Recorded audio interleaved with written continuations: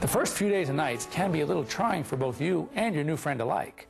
Because cats are a little less social than dogs, they seem to be more cautious in their new environment, and as such, may need more time to adjust to their new home, the new people in their lives, and if you already have another pet, to the new animals in their life. In fact, some of the behavior problems, which we'll cover later on, may start because of your new friend's unfamiliar surroundings.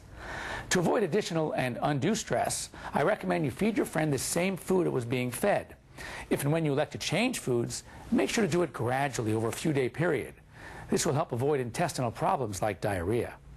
To help make your new cat or kitten adjust and feel at home, you want to provide a small, quiet, comfortable room with some of the necessities like a cushiony place to sleep, some safe toys, a scratching post, food and water, and a litter box. We refer to this as his safe room. Until you are sure that he's litter box trained, I wouldn't recommend giving him the run of the house yet. A good way to get your cat used to his litter box is to bring him to the box, place him inside, and gently rub his front feet in the litter. Once your cat seems to feel safe and knows how to use his box, you can open the door to his room and gradually begin allowing him access to the rest of the house, one room at a time. At first, make sure to stick around to supervise him. If your place is large, you should consider placing a second litter box at another location.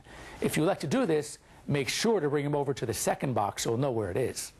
If your new cat is an adult and is already litter box trained, all you may have to do is show him where the litter boxes are, and he probably can have run of the house right away. A word of warning: many cats, whether they've mastered the litter box or not, and especially cats which were previously outdoors, will probably use your potted houseplants as a litter box. One suggestion would be to temporarily lay some small pebbles or pine cones or some aluminum foil on top of the soil until he's consistently using his litter box. You can also set up inexpensive motion detector alarms or electronic monitors. These seem to act as effective deterrents. If you have other pets at home, you'll need to slowly introduce your new cat to the others.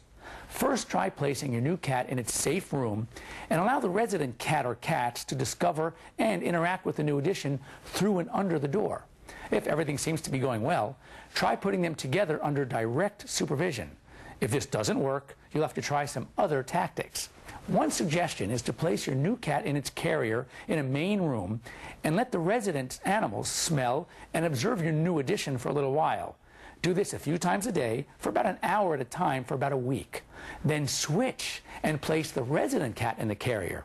After a few days, keep the carrier door open and see how everyone interacts. Next, you can place one cat on your lap and the other one on someone else's next to you and see how they do. Separate them if they hiss or swat at each other. A good time to put them together is during meal times, putting their bowls side by side. If they do okay, let them spend their post-meal time together while they groom themselves. If your new one won't eat around the resident cat, you may need to put him back into his safe room. Be patient.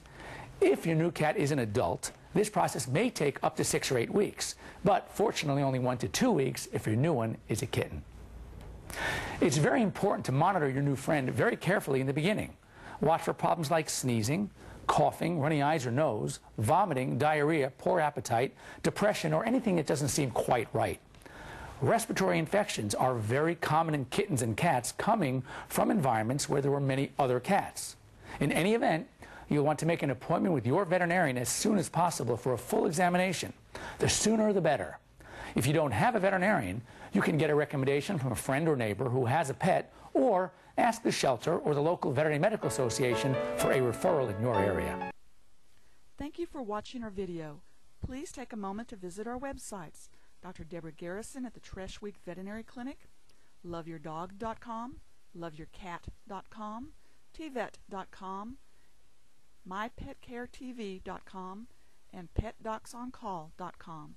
Thank you, and we wish you and your pet a happy and long life.